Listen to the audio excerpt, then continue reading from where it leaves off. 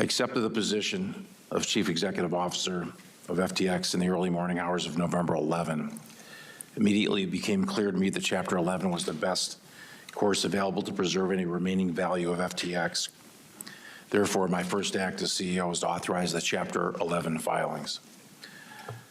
I've implemented a 5-part bankruptcy plan, which is detailed in my written statement.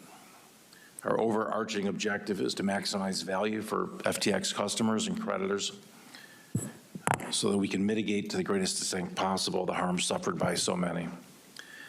The FTX Group's collapse appears to stem from absolute concentration of control in the hands of a small group of grossly inexperienced and unsophisticated individuals who failed to implement virtually any of the systems or controls that are necessary for a company entrusted with other people's money or assets. Some of the unacceptable management practices have identified so far include the use of computer infrastructure that gave individuals in senior management access to systems that stored customer assets without security controls to prevent them from redirecting those assets. The storing of certain private keys to access hundreds of millions of dollars in crypto assets without effective security controls or encryption. The ability of Alameda to borrow funds held at FTX.com to be utilized for its own trading or investments without any effective limits whatsoever. The commingling of assets, the lack of complete documentation for transactions involving nearly 500 separate investments made with FTX Group funds and assets, in the absence of audited or reliable financial statements, the lack of personnel in financial and risk management functions, and the absence of independent governance throughout the FTX Group. A fundamental challenge we face is that we're in many respects starting from near zero in terms of the corporate infrastructure and record keeping that one would expect in a multi-billion-dollar corporation. Still, in just over 4 weeks, we've instituted meaningful steps to gain command and control, and every week we gain a better understanding of what occurred and the path forward, all of which will be shared with interested parties and affected parties throughout the Chapter 11 processes. The scope of our investigation is truly enormous.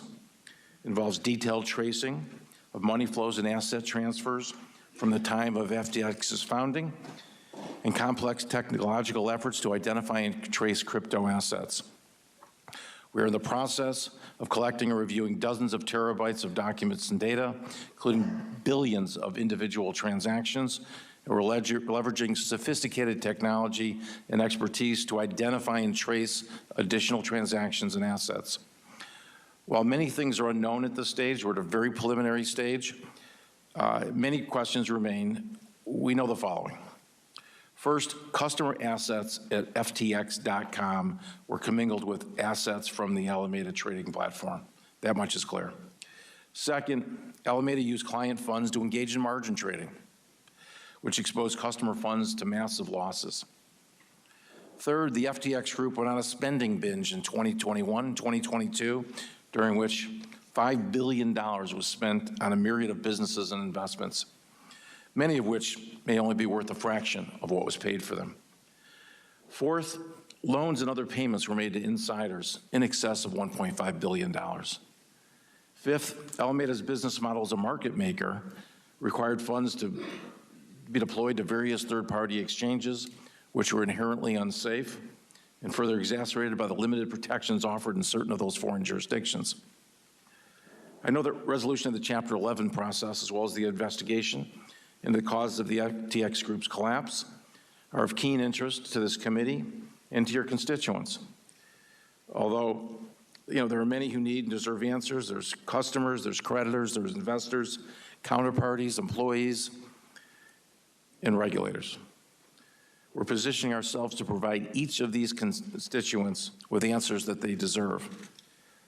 Although a bankruptcy proceeding of this unprecedented nature will take some time to run its course, I'm committed to working as quickly as possible to investigate what happened, formulate conclusions, and hopefully inform the committee's work here. I should note that my ability to comment on certain of the matters today will be inherently limited by the state of FTX's records, ongoing bankruptcy proceedings, and of course, the numerous ongoing investigations by the U.S. law enforcement regulators.